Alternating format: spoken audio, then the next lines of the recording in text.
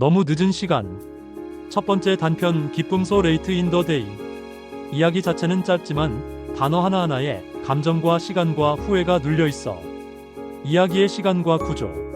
이야기는 아주 짧은 시간, 하루의 끝자락, 정확히는 금요일 저녁이라는 평범한 시간대에 펼쳐져. 남자 주인공 캐털 CATHAL은 더블린에 있는 한 공공기관에서 일해. 이날도 그는 혼자 사무실에 남아 문서 하나를 정리하고 있어. 사람들은 모두 퇴근했고 건물 안은 조용하고 어둡지. 창밖엔 비가 내리고 있어. 아일랜드 특유의 습하고 축축한 공기, 그리고 회색빛 풍경. 이 외부의 날씨는 캐털의 내면을 그대로 반영하고 있어. 무겁고 눅눅하고 말은 없는데 마음 한켠이 젖어있는. 인물 캐털 표면과 내면. 겉보기로 캐털은 말쑥하고 조용하고 일에 충실한 사람 같아. 공무원이니까 삶도 안정되어 있고 남들 보기엔 꽤 괜찮은 사람으로 비춰졌을 거야. 그런데 이야기가 진행될수록 우리는 그의 무심함, 자기중심성, 정서적 미성숙함을 점점 느끼게 돼. 그는 자꾸 이런 식으로 자기 합리화를 해. 사랑은 조용하고 실용적이면 되는 거 아닌가? 과도한 표현은 부담스럽고 낭비 같아. 내가 그녀를 때리거나 바람핀 것도 아니었는데 왜 떠난 거지? 이런 질문들이 계속 떠오르지만 문제는 그가 자신의 감정이나 잘못을 돌아보는 데는 관심이 없다는 점이야. 오히려 그는 사빈이 과민하고 불만이 많은 여자였다고 느껴. 그녀 사빈 보이지 않지만 존재하는 중심. 이야기 내내 사빈은 직접 등장하지 않아. 하지만 그녀의 부재가 이야기의 무게 중심이야. 캐털의 기억과 회상, 그리고 그가 말하지 못한 것들로 인해 사빈은 오히려 더 선명하게 그려져. 사빈은 프랑스에서 온 교양 있는 여성이었어. 감정 표현에 솔직하고 관계에서 상호 존중과 따뜻함을 중요하게 여기는 사람이었지. 하지만 캐털은 그런 걸 욕으로 받아들여. 그녀가 기대하는 작은 다정함을 귀찮아했고 비용으로만 계산했어. 예를 들어 사빈은 그와 함께 사는 공간을 함께 꾸미고 싶어 했어. 예쁜 조명, 식물, 커튼 같은 것들. 하지만 캐털은 말하지. 이런 거 없어도 사는데 아무 문제 없어. 낭비야. 그의 세계에선 효율이 최우선이야. 감정, 표현, 환대 같은 건 불필요하거나 사치스러운 것이지. 하나의 장면 꽃다발. 작품 속에서 캐털이 회상하는 한 가지 중요한 사건이 있어. 그는 출근길에 문득 생각하지. 그날 그녀에게 작은 꽃다발 하나를 샀다면 어땠을까? 하지만 그는 결국 사지 않았어. 그날도 그 다음 날도 결국 단 한 번도 그런 사소한 정성을 보이지 않았지. 그 꽃은 실제로 존재하지 않았지만 그 사라진 꽃이야말로 이 관계의 핵심을 상징해. 그녀가 원했던 건 큰 선물이 아니라 자신이 소중하게 여겨진다는 감각이었거든. 이별 이후 그의 태도. 이제 그녀는 다른 사람과 결혼해. 오늘이 바로 그녀의 결혼식 날이야. 하지만 캐털은 그걸 모르쇠하며 마트에서 장을 보고 집으로 돌아가고 습관처럼 일상을 반복해. 하지만 그의 내면은 균열나 있어. 사빈과 보냈던 장면들이 불쑥불쑥 떠오르고 그녀의 웃음, 화낸 얼굴, 기대에 찬 눈빛, 실망한 표정이 마치 영화처럼 지나가. 그는 그걸 억누르고 그냥 다 끝난 일이야. 나는 지금도 잘 살고 있어. 라고 되뇌지만 그 말들은 자기 자신을 향한 최면처럼 느껴져. 결말 꺼져버린 불빛. 마지막 장면은 정말 섬세하고 차가워. 캐털은 저녁을 먹고 TV를 틀지만 무슨 프로그램인지도 몰라. 그는 무의식적으로 방 안에 불을 끄고 어두운 소파에 앉아 있어. 방 안은 조용하고 텅 비어 있어. 마치 그의 마음처럼. 이 장면에서 독자는 묻고 싶어져. 정말 그는 아무 감정이 없는 걸까? 아니면 감정을 느끼는 법을 잊어버린 걸까? 그 주제 왜 기쁨이라는 제목일까? 아이러니하게도 이 이야기에는 기쁨이란 감정이 전혀 없어. 제목은 아마도 결국 얻지 못한 것, 놓쳐버린 것을 의미하는 듯해. 그는 사랑을 가졌지만 그것이 얼마나 소중한지 몰랐어. 기쁨은 사랑받고 있음을 느끼는 순간에서 시작되는데 그는 그걸 줄 줄도 받을 줄도 몰랐던 거야. 정리하자면 캐털은 사랑을 거래처럼 여긴 남자야. 사빈은 사랑받고 싶은 여자였고 그는 그걸 외면했어. 그는 지금도 자기가 잘못했는지 확신하지 못하고 스스로를 피해자로 여기고 있어. 하지만 독자는 그의 진짜 결핍이 무엇인지 너무나 선명하게 본다. 너에게 전하듯 마지막 한마디. 이야기를 덮고 나면 마음 한구석이 시리고 텅 빈 느낌이야. 그리고 동시에 스스로에게도 묻게 돼. 나는 누군가에게 무심하지 않았나? 내가 외면한 감정은 없었나? 혹시 나도 이미 너무 늦은 시간에 서 있는 건 아닐까? 두 번째 단편 산 너머 저쪽 더 롱 언드 PAINFULDS.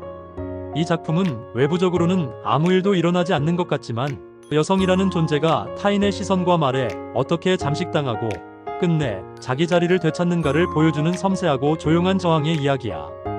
1. 배경과 시작 작가의 공간. 이야기는 이름 없는 여성 작가가 독일 북해 근처의 한 외딴 별장에 도착하면서 시작돼. 이 별장은 예전에 토마스 만타머스 맨이 머물렀던 곳으로 지금은 문학재단이 운영하는 레지던시 공간으로 쓰이고 있어. 즉, 작가들이 창작에 몰두할 수 있도록 조용하고 고립된 환경을 제공하는 장소지. 이 여성 작가는 아주 조용하고 차분한 사람으로 그려져. 비행기에서 내려 기차를 타고 또 택시를 타고 긴 여정을 지나 마침내 이 별장에 도착했을 땐 이미 해가 기울어 있고 공기엔 짠 냄새와 차가운 기운이 감돌아. 이 공간에서 그녀는 혼자 글을 쓰고 싶어해. 그 누구의 간섭도 소음도 없이 조용한 방 안에서 스스로와 마주하는 시간을 원하지. 그녀는 그 고요함에 감사하고 이제 비로소 무언가 써내려갈 수 있을 것 같다는 기대에 가득 차 있어. 침입자의 등장. 남자 작가. 며칠 후 이 고요한 공간에 한 남자 작가가 갑자기 나타나. 이 인물은 이름 없이 그냥 그로 지칭돼. 키가 크고 수염을 기르고 말을 많이 하고 아주 작가적인 분위기를 풍기지. 그는 이미 이 공간에서 여러 번 머문 적 있다고 말하며 아주 자연스럽게 자신을 이 집의 일부처럼 여기고 행동해. 그는 방을 돌아다니고 커피포트를 쓰고 복도에서 통화를 하고 그녀에게 말을 걸어. 그의 말투는 처음엔 친절하고 매너 있는 듯하지만 점점 교묘하게 그녀를 침범해. 예를 들어 그는 그녀에게 어떤 글을 쓰는지 묻지만 그 질문엔 진심이 없어. 그녀의 대답을 듣기도 전에 자기 얘기를 시작해. 그는 자기가 받은 상과 번역된 나라들을 자랑하면서 자기 우위를 드러내. 그는 그녀의 침묵을 불편해하지 않고 오히려 침묵 속을 파고들어 자신의 말을 채워. 그녀는 점점 불편해져. 이 공간은 그녀가 고요하게 존재할 수 있는 곳이어야 했는데 이제는 설명해야 하고 방어해야 하고 견뎌야 하는 공간이 되어버렸어. 3. 여성 작가의 내면. 침묵 속의 분노. 중요한 건 그녀는 끝까지 크게 반응하지 않아. 그에게 조용히 해달라고 말하지 않고 그가 하는 자기 자랑을 반박하지도 않고 무례함에 맞서지 않아. 하지만 그녀는 분명히 느끼고 있어. 그는 내 앞에서 나를 투명인간 취급하고 있다. 나는 지금 이 공간에서 밀려나고 있다. 그가 말을 할수록 나는 더 작아진다. 그녀는 생각해.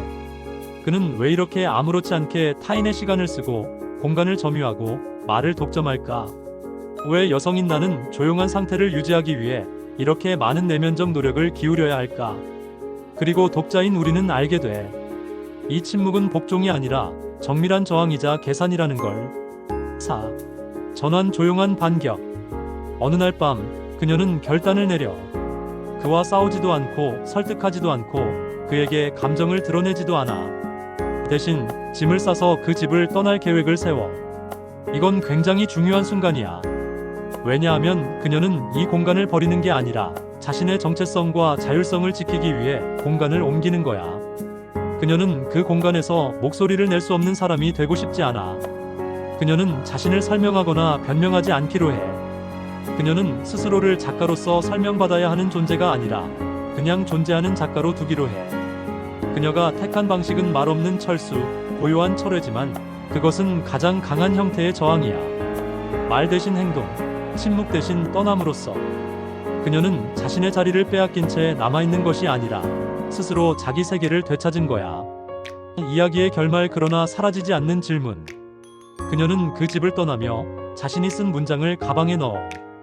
그건 아주 작은 것, 아직 완성되지 않은 글의 조각들이야. 하지만 그건 바로 그녀 자신이야. 이 짧은 여행은 실패였을까? 아니. 그녀는 오히려 확신하게 돼. 나는 누군가의 말에 묻히지 않아도 되는 사람이다. 나는 침묵 속에서도 나를 잃지 않을 수 있다.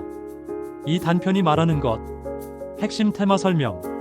공간의 점유물리적 공간이 아니라 말하고 존재할 수 있는 심리적 공간이 침범당함.